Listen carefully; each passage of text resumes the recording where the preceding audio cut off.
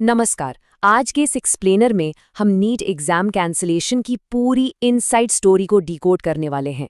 हाल ही में जो एनालिसिस सामने आया है ना, वो सच में चौंका देने वाला है। ये सिर्फ एक एग्जाम कैंसिल होने की बात नहीं है। हम बात कर रहे हैं लाखों स्टूडेंट्स के करियर और हमारे पूरे एजुकेशनल सिस्टम के उस फॉलआउट की जिसने सबको हिलाकर रख दिया है। तो चलिए सीधे टॉपिक पर आते हैं। अब जरा इस भयंकर कंट्रास्ट को देखिए। एक तरफ वो सिंसियर कैंडिडेट्स हैं जो अपना फ्यूचर बनाने के लिए दिन रात एक कर रहे थे, लिटरली 17-17 घंटे की पढ़ाई। और दूसरी तरफ वही पेपर आराम से व्हाट्सएप जैसे मैसेजिंग ऐप्स पर फॉरवर्ड हो रहा था। मतलब उन मेहनत करने वाले बच्चों के साथ इससे बड़ा धोखा और क्या ही हो सकता है। तो इस पूरे नीट एग्जाम कैंसिलेशन की टाइमलाइन को थोड़ा करीब से समझते हैं। यहाँ ये नंबर 9 बहुत ही ज़्यादा क्रूशल है। पता है क्यों? क्योंकि एग्जाम होने के बाद एनटीए यानी नेशनल टेस्टिंग एजेंसी को इसे ऑफिशियली कैंसिल करने में सिर्फ 9 दिन लगे। ये डिसीजन तब लेना पड़ा जब ओरिजिनल टेस्ट और जो गेस्ट पेपर्स लीक हुए थे उनके बीच पूरे 600 नंबर का सीधा सीधा मैच मिल गया। अब सोचिए, 600 नंबर का मैच कोई कोइंसिडेंस तो हो नहीं सकता ना। ये तो एक बहुत बड़ा रेड फ्लैग था। अब सवाल ये है कि आखिर ये पेपर लीक हुआ कैसे? चलिए इस लीक की पूरी एनाटॉमी को डिकोड करते हैं। सोर्स मटेरियल हमें इस पूरे ऑर्गेनाइज्ड रैकेट का एक क्लियर मैप दिखाता है। ऐसा नहीं है कि ये बस यूं ही हो गया। शुरुआत होती है नासिक से, जहां इसकी फिजिकल कॉपीज बनती हैं। फिर ये पूरा नेटवर्क पहुंचता है हरियाणा, जहां इसके मल्टीपल सेट्स तैयार किए जाते हैं। और वहां से राजस्थान, तेलंगाना, जम्मू कश्मीर और आंध्र प्रदेश जैसे राज्यों में 10-10 कॉपीज डिस्ट्रीब्यूट की जाती हैं। मतलब ये एक प्रॉपर वेल प्लान्ड और वाइड स्प्रेड ऑपरेशन था जो पूरे देश में जाल की तरह फैल चुका था। और इन स्कैमर्स की हिम्मत तो देखिए। देश के सबसे बड़े मेडिकल एंट्रेंस एग्जाम की खुलेआम नीलामी हो रही थी, और वो भी प्राइवेट माफिया नाम के एक व्हाट्सएप ग्रुप पर। इस प्राइवेट ग्रुप में पूरे 400 मेंबर्स थे। इससे साफ पता चलता है कि ये नेटवर्क कितना बेखौफ हो चुका था। उन्हें सिस्टम का या पकड़े जाने का रत्ती भर भी डर नहीं था। और इस पूरे स्कैम का सबसे बेतुका हिस्सा बताऊं, शुरुआत में इस पेपर की बोली 2 लाख से 30 लाख रुपए के बीच लग रही थी, लेकिन अंत आते आते वही पेपर मात्र 300 रुपए में भी बेचा गया। सीरियसली, सिर्फ 300 रुपए। 300 रुपए में फ्यूचर के डॉक्टर्स बनाए जा रहे थे। ये सिर्फ एक स्कैम नहीं है, ये पूरे मेडिकल प्रोफेशन की गरिमा को मिट्टी में मिलाने जैसा है। खैर, जब ये सब हो रहा था तब अथॉरिटीज ने कैसे रिएक्ट किया? आइए रेड्स और इन्वेस्टिगेशन वाले पार्ट पर नजर डालते हैं। अगर हम घटनाक्रम को देखें तो चीजें बहुत तेजी से आगे बढ़ी। 1 मई को केरला के एक स्टूडेंट ने सीकर में बैठे किसी इंसान को पेपर शेयर किया। नतीजा, सीकर में रातों रात 3000 कॉपीज लीक हो गईं। फिर 2 मई को सूरत पुलिस ने दिल्ली पुलिस को एक टिप दी, जिसके तुरंत बाद दिल्ली के होटलों में धड़ाधड़ रेड्स पड़नी शुरू हुई। और फाइनली 3 मई को एग्जाम वाले दिन असली पेपर और उस गेस्ट पेपर का वो 600 नंबर वाला मैच सबके सामने आ ही गया। लेकिन 2 मई की उन रेड्स में जो सामने आया वो सच में दिल दहला देने वाला था। अथॉरिटीज को गाजियाबाद के एक फ्लैट में 18 माइनर स्टूडेंट्स मिले।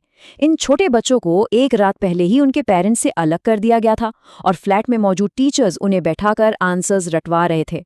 सोचिए, एजुकेशन के नाम पर यह कितना भयंकर खिलवाड़ चल रहा था। अब चूंकि ये केस सीबीआई के हाथ में है, सोर्स के एनालिसिस में एनटीए को लेकर कुछ बहुत ही सीरियस और अनआंसर्ड सवाल उठाए गए हैं। सोर्स यहाँ एक बहुत ही वैलिड थ्योरी सामने रखता है। क्या एनटीए का इतनी जल्दी एग्जाम कैंसिल करना सच में किसी बड़े रिफॉर्म की तरफ उठाया गया कदम था, या फिर क्या ये एक सोची समझी चाल थी ताकि इस पूरे रैकेट के जो असली मास्टरमाइंड्स हैं उन्हें पब्लिक के गुस्से से बचाया जा सके? क्योंकि जाहिर सी बात है, कैंसिलेशन के बाद पब्लिक का प्रेशर और आउटरेज अचानक से शांत हो जाता है। सोर्स एक और बड़ा इंटरेस्टिंग एंगल पेश करता है। आखिर उस प्राइवेट माफिया ग्रुप से ये शुरुआती लीक बाहर कैसे आया? क्या ये किसी ऐसे इंसान का इंटेंशनल काम था जो इस सिस्टम से परेशान होकर इसका पर्दाफाश करना चाहता था, एक तरह का विसल ब्लोअर? या फिर ये महज किसी लालची इंसान का काम था जो बस जल्दी से कुछ पैसे बनाना चाहता था? सच कहूं तो दोनों ही थ्योरीज अपनी अपनी जगह काफी स्ट्रांग लगती हैं।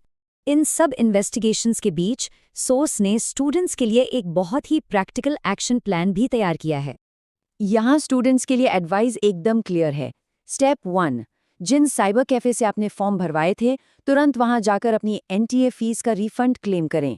स्टेप 2, जिन कोचिंग सेंटर्स ने इस पैनिक का फायदा उठाकर स्टूडेंट्स को जल्दबाजी में 2027 के प्रेप कोर्सेज में धकेल दिया था, उनसे भी अपने पैसे वापस मांगे। और स्टेप 3, मिड या लेट जून में जो री एग्जाम होने के चांसेस हैं, बस आप उसकी तैयारी में जी जान से जुट जाएं। और इसी तैयारी में हेल्प करने के लिए सोर्स ने एक बहुत बड़ा फैसला लिया है। 14 या 18 जून जैसी किसी डेट को होने वाले इस पॉसिबल री एग्जाम को देखते हुए उन्होंने अपने सभी पेड बैचेस रोक दिए हैं। जी हाँ, अब उसकी जगह फिजिक्स, केमिस्ट्री और बायोलॉजी के लिए एक एकदम free, full fledged YouTube series launch की जा रही है। मकसद बस इतना है कि इस क्राइसिस के टाइम में एजुकेशन सब तक बिना किसी रुकावट के पहुंच सके। लेकिन पढ़ाई और लॉजिस्टिक्स से परे इस पूरे इंसिडेंट का स्टूडेंट्स पर जो इमोशनल असर हुआ है, उसे भी एड्रेस करना बहुत ज़रूरी है। अगर हम ध्यान से देखें तो स्टूडेंट्स अभी 3 अलग-अलग इमोशनल फेजेस में हैं। पहले वो हाई स्कोरर्स हैं जो अपना स्टडी मटेरियल तक कोटा में छोड़ाए थे और आज खुद को बुरी तरह ठगा हुआ महसूस कर रहे हैं। उन्हें खुद को समेटकर एक नई शुरुआत करनी होगी। दूसरे वो बॉर्डरलाइन कैंडिडेट्स हैं जिन्हें अब ये इवैल्यूएट करना होगा कि क्या उनमें एक आखिरी कोशिश करने की मेंटल एनर्जी बची है। और तीसरे वो स्टूडेंट्स जिनका पेपर अच्छा नहीं गया था। उनके लिए ये कैंसिलेशन एक अनएक्सपेक्टेड सेकंड चांस लेकर आया है। मतलब हर ग्रुप की एक अपनी अलग ही जंग चल रही है। जैसे जैसे एस्पिरेंट्स इन इंटेंस इमोशंस से बाहर आने की कोशिश कर रहे हैं, सोर्स के इस पूरे एनालिसिस से एक बहुत ही चुभने वाला सवाल सामने आता है। क्या ये इतनी जल्दी किया गया कैंसिलेशन सच में हमारे सिस्टम को सुधारने की तरफ एक कदम है, या फिर इस पूरे स्कैम के पीछे जो असली ताकतवर मास्टरमाइंड्स बैठे हैं, उन्हें बचाने की एक बहुत ही सोची समझी चाल? ये एक ऐसा सवाल है जो हम सबको सोचने पर मजबूर करता है और शायद इसका जवाब आने वाला वक्त ही देगा।